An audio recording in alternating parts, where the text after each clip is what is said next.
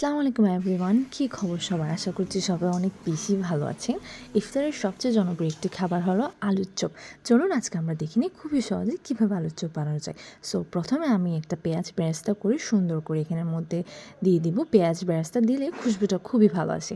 দেখেন দিয়ে দিচ্ছি কিছু ধনেপাতা, আর আমি আলুটা কিন্তু খুব আগেই সিদ্ধ করে রেখেছিলাম। ধ্যান দিয়ে দিচ্ছি স্বাদমতো কাঁচামরিচ, তারপর দিচ্ছি মেইন ইনগ্রেডিয়েন্ট, সেটা হলো ম্যাজিক মশলা। এটা দিলে হয় কি খুবই মজা হয় এবং আমাদের অন্যান্য মশলা যারা মেজারমেন্ট জানে না তাদের জন্য খুবই সুবিধা হবে। তারপর স্বাদ মতো লবণ দিয়ে আমরা স্বাদ মতো সরিষার তেল দিই। সরিষার তেলটা কিন্তু একদমই অপশনাল, জাস্ট এটা দিলে আপনার ফ্লেভারটা খুবই ভালো আসে। তারপর সবগুলোকে ভালো করে মেখে নেব। মেখে নেওয়ার পর একদম ভালো করে মাখতে হবে যাতে কোনো আলু শক্ত না থাকে বা আলুর কোনো শক্ত দানা না থেকে থাকে। সো আলুর চপ খাওয়ার সময় ওটা খুবই মুখে লাগে, খেতে খুবই বাজে লাগে। আর আলু আর ডিমটা কিন্তু আপনারা প্রথমেই সিদ্ধ করে নেবেন যাতে আমাদের পরে কোনো অসুবিধা না হয়। এই তো আমার মেখে নেওয়া একদমই ডান। এরপর আপনাদেরকে আমি দেখিয়ে দিচ্ছি কীভাবে আলুর চপের শেপগুলো করতে হবে। আশা করছি আপনারা ভিডিও দেখেই বুঝতে পারবেন।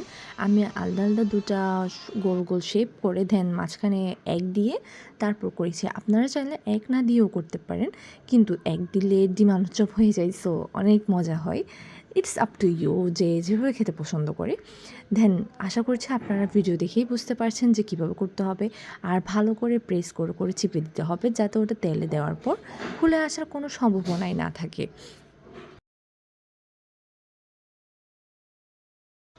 এভাবে আমি আস্তে আস্তে সবগুলো আলুর চপ করে নিচ্ছি। আশা করছি আপনারা ভিডিও দেখেই বুঝতে পারছেন।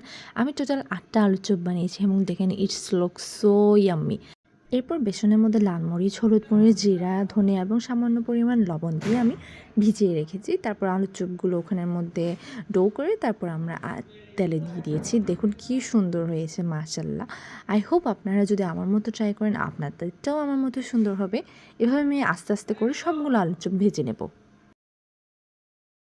এবং এটি হলো আমার আলুর চপের ফাইনাল লুক। আশা করছি আপনাদের রেসিপি ভালো লেগেছে। Do like and subscribe my channel. Allah Hafiz.